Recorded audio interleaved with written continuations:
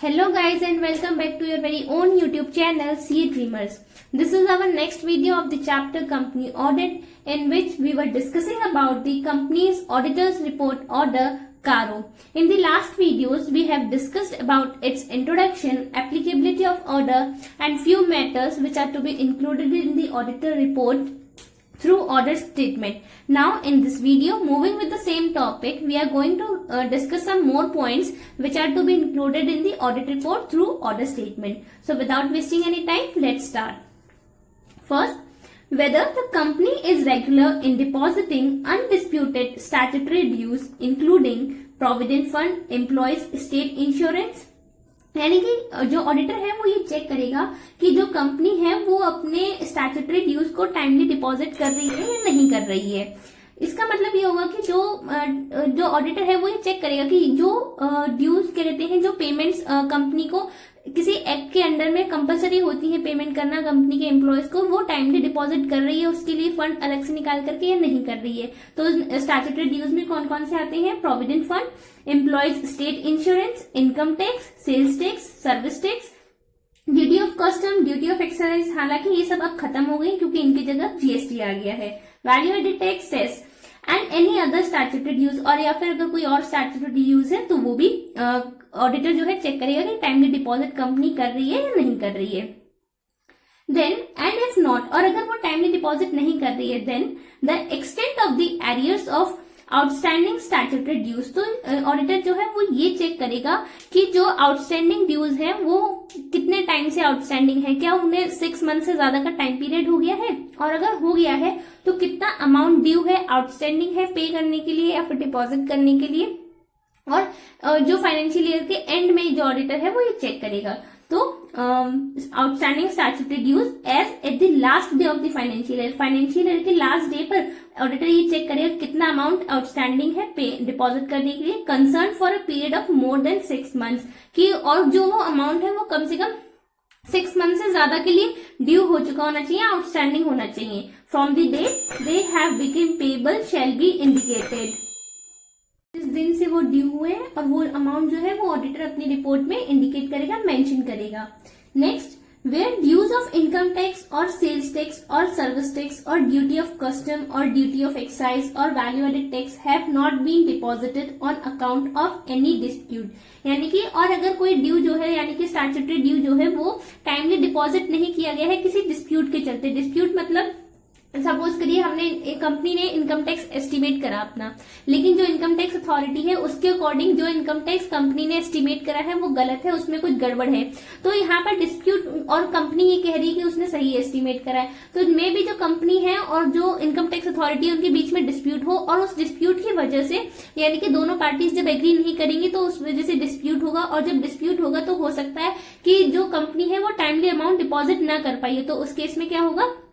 Then the amounts involved and the forum where dispute is pending shall be mentioned। तो उस case में जो भी अमाउंट वहां पर इन्वॉल्व है उस डिस्प्यूट में वो ऑडिटर जो है अपनी ऑडिट रिपोर्ट में मेंशन करेगा, और साथ ही उस फोरम का नाम भी बताएगा जहां पर वो डिस्प्यूट जो है वो पेंडिंग है।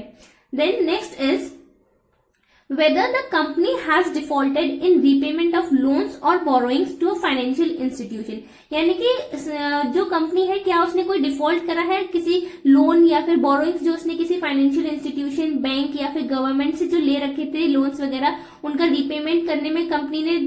डिले तो नहीं करा है कि मतलब ड्यू हो गई है लेकिन रीपेमेंट नहीं करा है कंपनी ने, या फिर कोई डिबेंचर होल्डर है जिसका अमाउंट ड्यू हो चुका है लेकिन कंपनी ने पे नहीं करा है। और अगर कंपनी ने कोई ऐसा डिफॉल्ट करा है यानी कि टाइमली रीपेमेंट नहीं करा है, then the period and the amount of default. तो जितना पीरियड उस अमाउंट को ड्यू हुए हो चुका है वो टाइम पीरियड, और जितना भी अमाउंट है जो कंपनी ने अभी तक पे नहीं करा है और ड्यू हो चुका है of default to be reported, और वो तो जो टाइम पीरियड है और जो अमाउंट है वो दोनों ही चीजें ऑडिटर जो है वो अपनी ऑडिट रिपोर्ट में रिपोर्ट करेगा। In case of defaults to banks, financial institutions and government, lender-wise details to be provided। और जब डिफॉल्ट होगा तो उस केस में जिस भी बैंक से कंपनी ने लोन्स वगैरह ले रखे होंगे या फिर फाइनेंशियल इंस्टीट्यूशन जो भी है उनकी भी अलग से डिटेल्स जो है वो प्रोवाइड करी जाएंगी। Next is whether monies raised by way of initial public offer और फर्दर पब्लिक ऑफर, यानी कि जो भी पैसा कंपनी रेज करती है इनिशियल पब्लिक ऑफर के थ्रू और फर्दर पब्लिक ऑफर के थ्रू, यानी कि जो पब्लिक से कंपनी जो है वो पैसा रेज करती है प्रोस्पेक्टस इश्यू करके। जब कंपनी पहली बार पैसे रेज करती है तो उसे बोलते हैं इनिशियल, और जब वो उसके बाद और प्रोस्पेक्टस इश्यू करती है कंपनी पैसे रेज करने के लिए पब्लिक से, तो उसे बोलते हैं फर्दर पब्लिक ऑफर। तो जो कंपनी प्रोस्पेक्टस जब इशू करती है तो उस प्रोस्पेक्टस में कंपनी अपना पर्पस मेंशन करती है कि किस काम में वो पब्लिक से जो भी पैसे ले रही है वो किस काम में यूज करेगी। तो ऑडिटर ये चेक करेगा कि जो भी पैसे कंपनी ने पब्लिक से रेज करे थे वो उसी पर्पस के लिए यूज हुए हैं जिसके लिए उसने कंपनी से पब्लिक से पैसे मांगे थे। And term loans were applied for the purposes, यानी कि वो उन्हीं पर्पसेज के लिए यूज हुए हों, अप्लाई करे गए हों, for which those were raised, जिन पर्पसेज के लिए वो पैसे रेज करे गए थे। इफ नॉट, और अगर ऐसा नहीं किया गया है यानी कि वो किसी और काम में कंपनी ने यूज करे हैं, then the details together with delays और डिफॉल्ट, तो जो भी डिटेल्स होंगी, जितना भी डिले होगा, यानी कि अगर किसी अमाउंट कंपनी जो है वो टाइमली रिपेमेंट नहीं कर पाई है पब्लिक को, या फिर उसने किसी और पर्पस के लिए यूज करा है, and subsequent rectification if any, ऐसा कुछ है तो as may be applicable be reported, तो जैसा भी केस है ऑडिटर जो है वो अपनी ऑडिट रिपोर्ट में मेंशन करेगा और उस चीज की भी रिपोर्ट करेगा अपने ऑर्डर स्टेटमेंट के through. Next is whether any fraud by the company और any fraud on the company, यानी कि या तो कंपनी ने कोई फ्रॉड करा हो या फिर कंपनी में कोई फ्रॉड किया गया हो बाय इट्स ऑफिसर्स और एम्प्लॉयज, उसके ऑफिसर या फिर एम्प्लॉयज के थ्रू, जिसे रिपोर्ट फाइनेंशियल ईयर में क्या कहते हैं नोटिस किया गया था और रिपोर्ट किया गया था। अगर ऐसा कुछ फ्रॉड जो है वो साल में सामने निकल के आया हो, then the nature and the amount involved is to be indicated, तो जो ऑडिटर है वो अपनी ऑडिट रिपोर्ट में फ्रॉड का नेचर भी मेंशन करेगा। हो सकता है कि कभी कभी ऐसा होता है कि फ्रॉड जो है कोई सिर्फ एक ही बंदा करता है, सबसे छुपते छुपाते, लेकिन वो पकड़ा जाता है, और कभी कभी ऐसा होता है कि कुछ फ्रॉड जो है वो बहुत सारे लोग मिल करके करते हैं, जिसे बोलते हैं कॉल्यूसिव फ्रॉड। तो वो जो फ्रॉड नोट करा गया था, रिपोर्ट करा गया था लास्ट फाइनेंशियल ईयर में, तो वो कॉल्यूसिव था या फिर जो सिंगल इंडिविजुअल ने करा था, जो भी था वो ऑडिटर जो है अपनी ऑडिट रिपोर्ट में बताएगा, और साथ ही में जो अमाउंट उस फ्रॉड में इन्वॉल्व था वो भी वो अपनी ऑडिट रिपोर्ट में मेंशन करेगा। Next is whether managerial remuneration has been paid or provided in accordance with the requisite approvals, यानी कि जो भी मैनेजरियल रेमुनरेशन दिया जाता है कंपनी के थ्रू अपने मैनेजरियल पर्सन्स को, की मैनेजरियल पर्सन को, जो उनके टॉप मैनेजमेंट के मेंबर्स होते हैं उनको, has been paid or provided in accordance with the requisite approvals mandated by the provisions of section 197, यानी कि जो भी रेमुनरेशन पे करा गया है कंपनी के थ्रू वो सेक्शन 197 के प्रोविजंस को फॉलो करते हुए दिया गया है, यानी कि जो भी सेक्शन 197 की जो भी रिक्वायरमेंट्स थी उन्हें फुलफिल करने के बाद ही मैनेजरियल रेमुनरेशन पे करा गया है, read with schedule 5 to the Companies Act 2013। और अगर इस सेक्शन के प्रोविजंस को कंप्लाई नहीं करा है, फॉलो नहीं करा है मैनेजरियल रेमुनरेशन पे करते time, then state the amount involve, तो जो भी अमाउंट एज अ रेमुनरेशन दिया गया है वो अमाउंट रिपोर्ट करेगा ऑडिटर अपनी रिपोर्ट में, and steps taken by the company for securing refund of this same, और जो भी कंपनी ने अपना जो अमाउंट उसने एज अ मैनेजरियल रेमुनरेशन पे करा है उसको कंपनी वापस कैसे ले सकती है, उसके लिए कंपनी ने क्या क्या स्टेप्स लिए हैं वो भी ऑडिटर जो है अपनी ऑडिट रिपोर्ट में मेंशन करेगा। Next is Nidhi companies, that whether the Nidhi company has complied with net owned funds to deposits in the ratio of 1:20। सबसे पहले हम ये समझ लेते हैं कि निधि कंपनीज का मतलब क्या होता है। निधि कंपनीज वो कंपनीज होती है जिनका जो मेन फंक्शन होता है वो लैंडिंग और डिपॉजिट्स का होता है, यानी कि वो अमाउंट जो है वो लोन एज अ लोन देते हैं और अमाउंट डिपॉजिट करते हैं, तो वो निधि कंपनीज होती हैं। तो ये ऑडिटर है वो ये चेक करेगा कि जो निधि कंपनीज है वो 1:20 का रेशियो फॉलो कर रही है या नहीं कर रही है नेट ओन फंड्स में और डिपॉजिट्स में, यानी कि जो उनकी खुद की शेयर कैपिटल है उसमें और जो उनके डिपॉजिट्स है जो एक्सेप्ट करेगी वो डिपॉजिट्स वो कम से कम जो नेट ओन फंड्स होते हैं वो डिपॉजिट्स उस नेट ओन फंड्स का 20 टाइम्स होना चाहिए, उससे ज्यादा को वो एक्सेप्ट नहीं कर सकती है। निधि कंपनी को ये सिर्फ और सिर्फ यही रेशियो में फॉलो करना होता है to meet out the liability and whether, जो उसकी लायबिलिटीज है उसको मीट आउट करने के लिए, and whether the Nidhi company is maintaining 10% unencumbered term deposits, और साथ ही में ऑडिटर ये भी चेक करेगा कि जो निधि कंपनीज है वो अनएनकम्बर्ड टर्म डिपॉजिट्स का 10% मेंटेन कर रही है या नहीं कर रही है। अनएनकम्बर्ड का मतलब होता है कोई ऐसा डिपॉजिट जिसके ऊपर कोई और टैक्स फाइनेंशियल लायबिलिटी ही ना हो, यानी कि वो किसी भी तरह की डेट से फ्री है, वो बिल्कुल फ्री अमाउंट्स है। तो जो निधि कंपनीज है उसे टर्म डिपॉजिट्स का 10%, फ्री टर्म डिपॉजिट्स जो होते हैं उनका कम से कम 10% मेंटेन करना होता है अलग से, as specified in the Nidhi Rules 2014, जो कि निधि रूल्स 2014 में स्पेसिफाइड करा गया है, to meet out the liability. किसी अनसर्टेन लायबिलिटी, अगर किसी अचानक से केस में लायबिलिटी आ जाती है तो उसको मीट आउट करने के लिए। 177 and 188 of the Companies Act 2013, यानी कि साथ ही में जो ऑडिटर है वो ये भी चेक करेगा कि जो भी ट्रांजेक्शन्स कंपनी ने करी है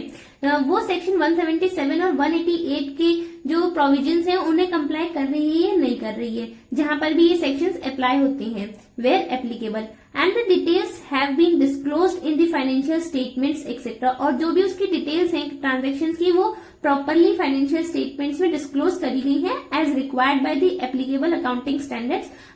स्टैंडर्ड्स को फॉलो करते हुए।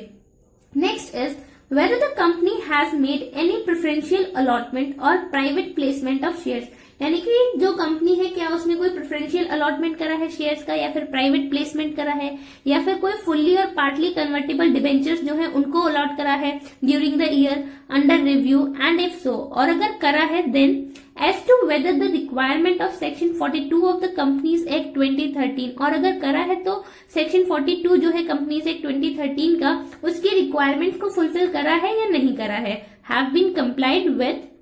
And the amount raised have been used, यानी कि जो सेक्शन 42 है उसके प्रोविजंस को कंप्लाई करा हो और साथ ही में जिस पर्पस के लिए अमाउंट रेज किया गया था वो उसी पर्पस में यूज करा गया है या नहीं करा गया है।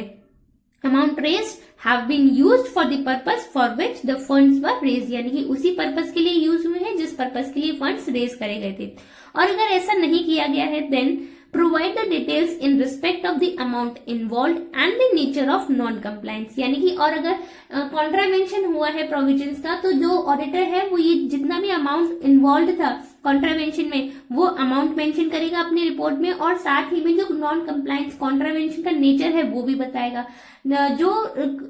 कॉन्ट्रावेंशन का जो नेचर होता है वो दो तरीके का होता है, कंपाउंडेबल और अनकंपाउंडेबल।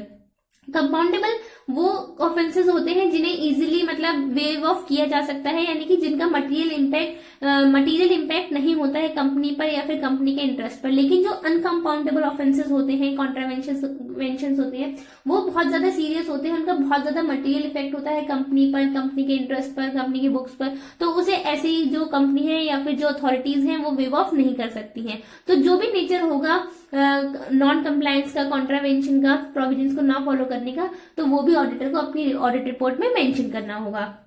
Next is whether the company has entered into any non-cash transaction, साथ ही में जो ऑडिटर है वो ये भी चेक करता हुआ चलेगा कि जो कंपनी है क्या उसने कोई नॉन कैश ट्रांजैक्शन तो नहीं करी है अपने और डायरेक्टर्स या फिर पर्संस के साथ connected with him, and if so, और अगर नॉन कैश ट्रांजैक्शन कैसे हो सकती है, सपोज करिए कि जो कंपनी है उसने अपने किसी ऑडिटर से बहुत पहले कोई लोन ले रखा हो, लेकिन अब उसे रीपे करने की बजाय हो सकता है कंपनी ने पार्टली पेमेंट कर दिया हो लेकिन ना करा हो, और जो जितना भी अमाउंट उसका ड्यू रह गया है उसके बदले में जो कंपनी है उसने अपने शेयर्स दे दिए डायरेक्टर्स को, तो ये एक नॉन कैश ट्रांजैक्शन हो गई जो ऑडिटर को सिर्फ और सिर्फ बुक्स जो होती है, बुक्स ऑफ अकाउंट होती है, उन्हें देख करके नहीं पता चलेगा। तो इस बारे में भी जो ऑडिटर है वो इन्फॉर्मेशन कलेक्ट करेगा और अपनी ऑडिट रिपोर्ट में मेंशन करेगा।